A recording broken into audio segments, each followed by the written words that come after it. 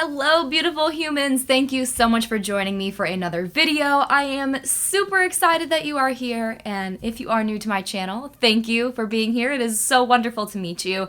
My name is Bailey M. Bain. I am a yoga and meditation instructor, as well as a fellow Endo warrior goddess, if you have not gathered by my channel. I was diagnosed with endometriosis earlier this year in April of 2021, and ever since then I have been on my YouTube channel documenting my journey through my symptoms, my surgery, my recovery, and healing. So yeah, if you are a fellow Endo warrior goddess interested in learning more about healing without hormones, then don't forget to subscribe to my channel. I post videos 3 times a week. I am back. I'm in full commission and planning more amazing content for you every single week. So stay tuned. Don't forget to subscribe, and don't forget to check out my other social media platforms as well. I'm on Instagram, TikTok, Twitter, you name it, you can find me there.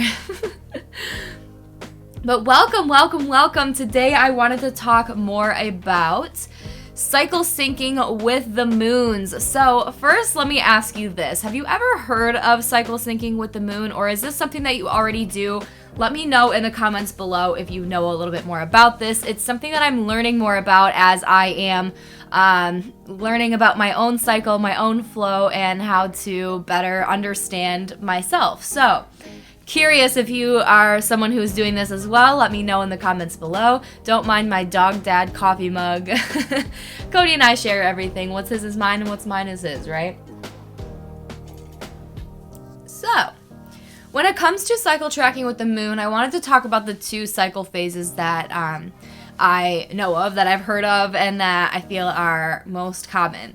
The first one is the red moon cycle. In the red moon cycle, you bleed with the full moon and you ovulate with the new moon. So this is actually the cycle that I am on. I think I've been on this cycle for at least the last year of my life. And this menstrual cycle phase is most often associated with people like shamans, healers. I feel like it's more of this like alternative energy, right? Like this feminine alternative ego.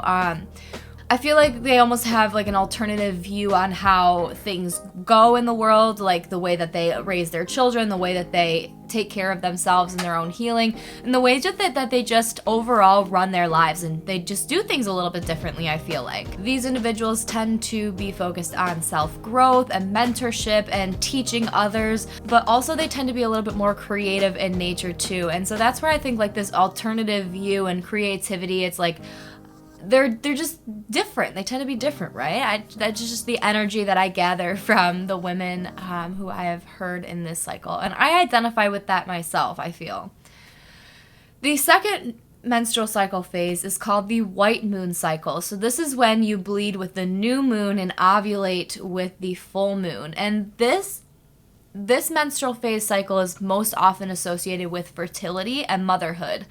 I feel like this goes back to, this is an ancient practice and an ancient tradition. I feel like it's like women were conceiving around that time, and that's how it became associated with that sense. But kind of like how the red moon cycle, I feel like it embodies and encapsulates this alternative way of doing things. I feel like the white moon cycle kind of embraces this more feminine and intuitive way of doing things, and it's a little bit more flowy and feminine and flowery, if you will. And I think that's just kind of like an overall demeanor personality thing too. And I've actually heard that you can shift from a white moon cycle to a red moon cycle, or vice versa, at the different phases in your life. And I think, again, going back to the ancient practices of fertility, that maybe when your body is ready for fertility, then it switches over from that cycle. Like a few years ago, I think that I was on a white moon cycle, but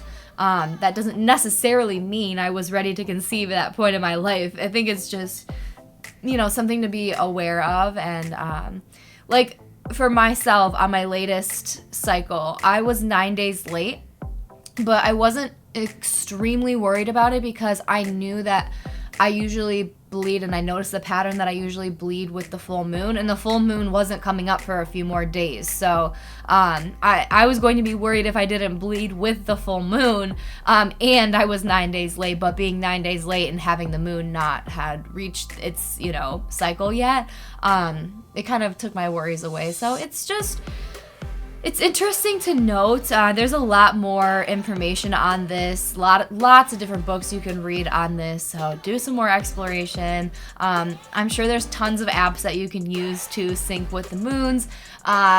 Different ways that you can chart your cycle just on your own in a notebook. But yeah, lots of fun things.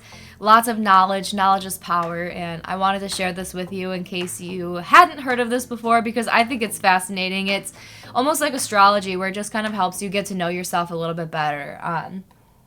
But yeah, I'm curious to know, what is your cycle? Do you have a red moon cycle or a white moon cycle? Like I said, I have a red moon cycle. So yes, share that in the comments below. And that's all I have for you in today's video, my friends. I will see you in the next video. Bye. Happy healing.